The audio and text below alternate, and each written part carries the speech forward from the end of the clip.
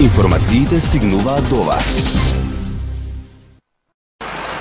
Македонците и грците во Албанија заедно против, како што велат, дискриминаторскиот закон за попис кој сака да го спроведе владата. Ним им се придружија и представниците на сите други малцинства кои живеат во оваа земја и на денешната средба во Тирана потпишаат декларација со која бараат слободно изјаснување на пописот на населението во земјата.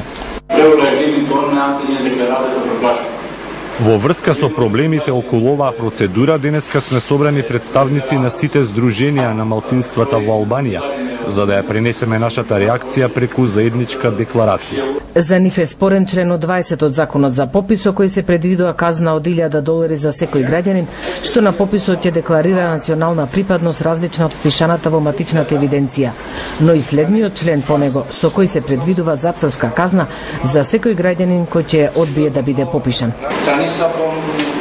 Законот е дискриминаторски и против човековите права. Информираме дека законската платформа содржана во законот за попис, поточно во членот 20 и 21, за сите нас малцинствата е неприфатлива. Не може да се казнува за тоа што ќе се изјасниме она што сме или пак ако одбиеме да се попишуваме. Во декларацијата која ќе биде доставена до сите официјални личности во Албанија, како и до представниците на меѓународните организации, исто така се бара и учество на представници на малцинствата во пописните комисии, како и копија од формуларот за секое попишано лице.